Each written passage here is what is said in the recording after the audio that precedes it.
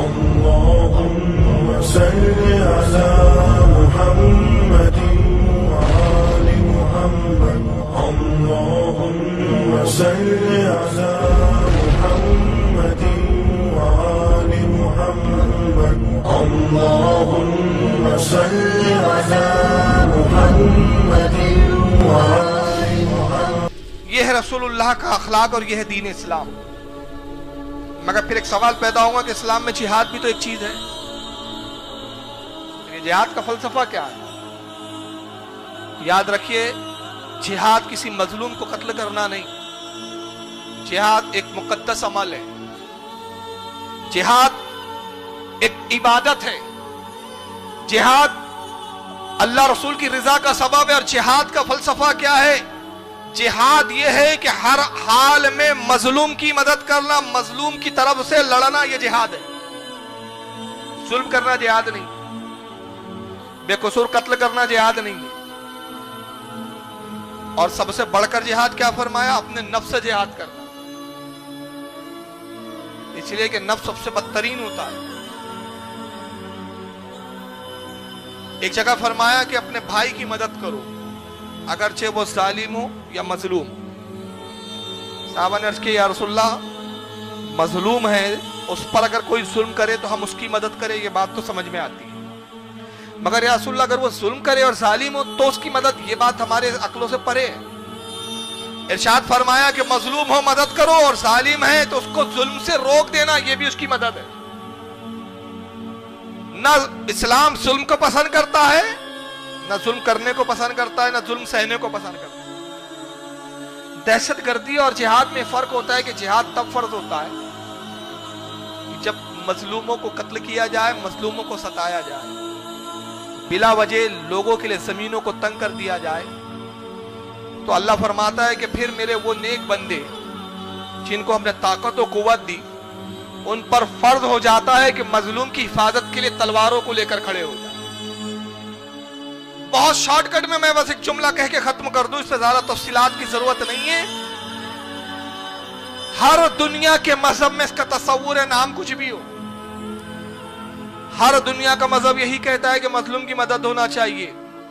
इस्लाम भी यही कहता है, बस मजलूम की मदद का नाम ही जिहाद है। और उसके साथ भी फिर एक फलसफा है हमारे यहाँ। ये नहीं है कि सिर्फ तुम जाओ जालिम से वो बदला लो, तो ये नहीं है कि अब जालिम ने जुल्म किया तो तुम इतने जुनून में आ जाओ कि जो चाहो कर लो।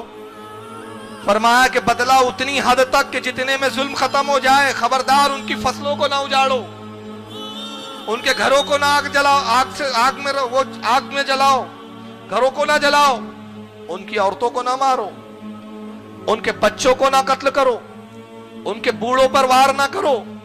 और हद तो यह है कि उस वक्त तक लड़ो जब तक वो तुमसे लड़े, और जब वो हथियार रख दे, तुमसे अमान तलब करे, तुमसे अपनी जिंदगी की भीख मांगे, फरमाया जिहाद खत्म हो गया, अमान दे दो।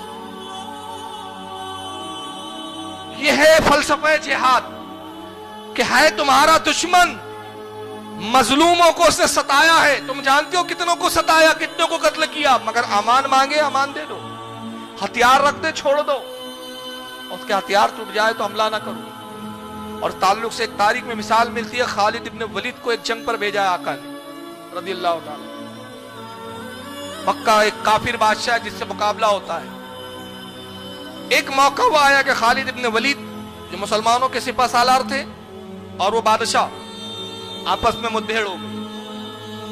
अब दोनों तरफ की फौजें देख रही हैं कि बड़ी फैसला कुन जंग है। अगर मुसलमानों का अमीर खालिद इब्न वलीद शहीद हो गया, मुसलमानों की हार हो गई, कदम उखड़ेंगे, मुसलमान भागेंगे।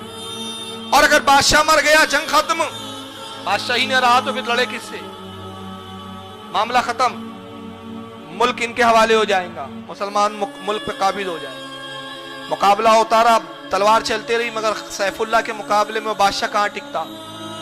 खालिद बिन वलीद ने तलवार उठाई और एक तलवार का वार भरपूर किया। उसने अपनी तलवार पर रोका, उसकी तलवार दो हिस्सों में टूट के तकसीम हो गई। तलवार टूट चुकी है, बादशाह की देखा अब जान बचाने के लिए कोई रास्ता नहीं, मौत यकीनी है। खालिद का दूसरा वार चलेगा, गर्दन तन से जुदा हो जाएगी। तो उसने फौरन पुकारना शुरू किया, ला इलाहा इल्लल्लाह मुहम्मद रसूल, ला इलाहा इल्लल्लाह मुहम्मद रसूलुल्लाह।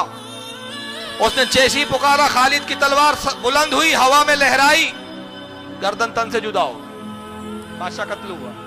मुसलमानों ने मसरत में नारे नहीं लगाए, फतह का जश्न नहीं हुआ, बल्कि इस्लाम का अदल देखे, इंसाफ देखे कि वक्त का एक छोटा सिपाही भी इख्तियार रखता था कि अगर अमीर वक्त का गलती करे तो उसको टोक सकता है। मुसलमानों ने कहा कि खालिद इब्न वलीद, ये आपने क्या किया? उस हाल में बादशाह को मारा जबकि वो कलमा पढ़ रहा था। आपने एक काफिर को नहीं बल्कि एक मुसलमान को मारा है। उसका कलमा पढ़ना उसकी तौबा की दलील है, उसका कलमा पढ़ना उसके गुनाहों से तायब होने की सनद है। खालिद इब्न वलीद ने कहा, उसने जान बचाने के लिए कहा नहीं, हम तो ये मुकद्दमा रसूलुल्लाह की बारगाह में पेश करेंगे। सरकार की बारगाह में बात आई, अल्लाह के रसूल बड़े सख्त नाराज हुए खालिद इब्न वलीद से और फरमाया कि उसे छोड़ा क्यों नहीं जब वो कलमा पढ़ रहा था। अर्ज के या रसूलल्लाह, उसने जान बचाने के लिए कलमा पढ़ा, उसकी तलवार टूट गई थी। आका ने फरमाया, क्या तूने उसके दिल को चीर कर देख लिया था कि वो जान बचाने के लिए पढ़ रहा है कि दिल से पढ़ रहा है? जब तुझे उसके बातिन का पता नहीं तो तुझे चाहिए था कि उसको छोड़ दे। अंदाजा लगाइए कि किन हालात में जिहाद का फलसफा खत्म हो जाता है। जिहाद वहां तक जब तक जालिम जुल्म के साथ है, और जब वो तौबा और तायब की तरफ बढ़े, तौबा की तरफ बढ़े, तायब होने की बात करे, जिहाद खत्म हो जाता है।